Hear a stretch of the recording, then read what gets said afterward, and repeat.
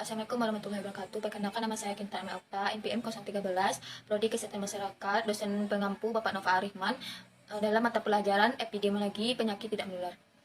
Baiklah, saya akan membacakan tugas yang soalnya yang pertama, yaitu menjelaskan apa yang dimaksud dengan penyakit tidak menular dan berikan contoh dari sisi distribusi, frekuensi, dan determinasi PTM-nya. Epidemiologi penyakit tidak menular adalah ilmu yang mempelajari distribusi, frekuensi, dan determinan suatu penyakit dalam masyarakat. Distribusi adalah penyebaran penyakit berdasarkan orang, tempat, dan waktu.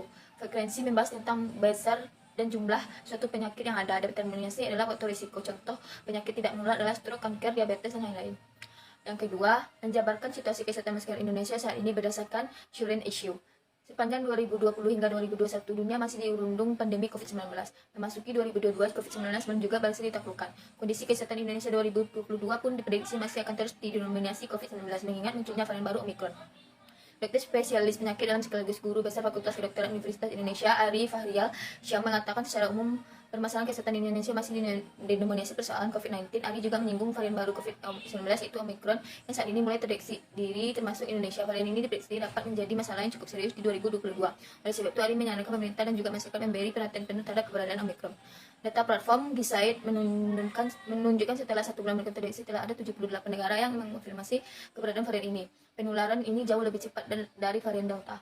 Permasalahan kesehatan yang muncul di tahun 2022 juga dipengaruhi oleh berbagai faktor pendukung yang ada, misal keterbatasan big data, bahan baku obat, reagen, dan alat kesehatan yang sebagian besar masih diimpor, kata Ari. Tanya itu, Indonesia juga dinilai kekurangan dokter, terutama yang memegang spesialisasi tertentu. Belum lagi sebaran dokter yang tidak merata di seluruh Indonesia dan menumpuk di kota-kota besar. Ari juga mengatakan riset dan inovasi melibatkan Indonesia harus didukung dan mendapatkan sumbangan pendanaan yang besar. Salah satu, kata Ari, adalah vaksin merah putih.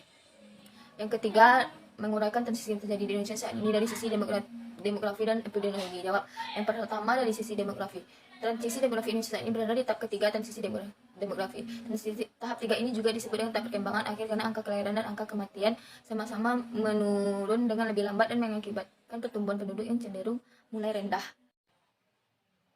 Penurunan angka kelahiran dan cerita transisi demografi di Indonesia terjadi karena adanya program nasional keluarga berencana dengan penanaman paradigma 2 anak cukup untuk mencapai keluarga kecil bagian sejahtera. Penyediaan kontrasepsi murah juga semakin diperluas dan pelayanan kontrasepsi mencapai hingga ke pelosok pedesaan. Di sektor kesehatan, program kesehatan makin ditingkatkan dengan pembangunan fasilitas untuk mendekatkan masyarakat pada fasilitas kesehatan murah, program perbaikan gizi untuk ibu, bayi, dan balita, serta imunisasi bagi bayi dan ibunya, upaya menurunkan angka kematian bayi.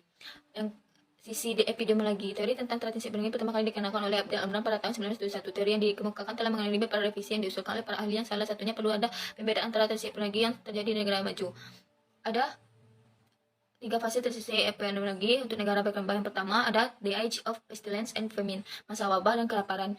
Yang kedua, the age of resurging pandemic, masa menurunnya pandemi. Yang ketiga, the age of triple health burden, masa 3 beban kesehatan.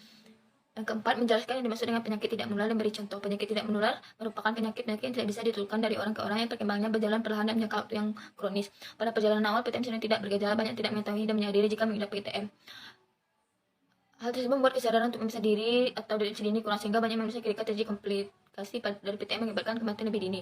Penyakit tidak menular adalah penyakit yang disebabkan oleh infeksi kuman. Contohnya adalah stroke, penyakit jantung koroner, kanker, diabetes mellitus, penyakit pada obstruksi kronis, dan gangguan akibat kecelakaan yang tidak kekerasan. Yang kelima, perbedaan penyakit menular dengan tidak menular dan beri contoh.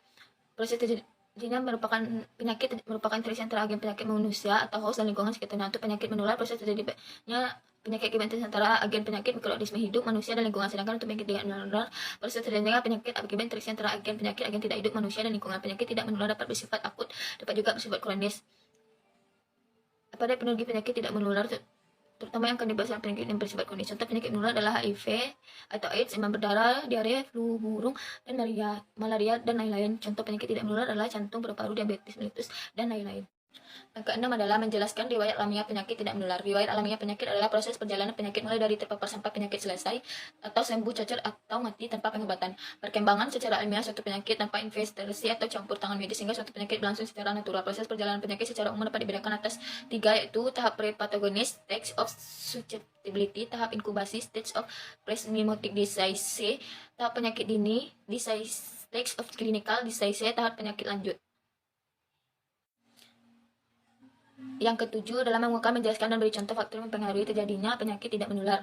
Yang pertama, faktor terjadi penyakit tidak menular terdiri dari konsumsi garam berlebih, konsumsi lemak berlebih, kurang konsumsi sayur dan buah, konsumsi makanan yang diawetkan. Intoleransi glukosa adalah suatu istilah umum yang digunakan untuk menggambarkan kondisi metabolik di mana terjadi peningkatan kadar gula dalam darah.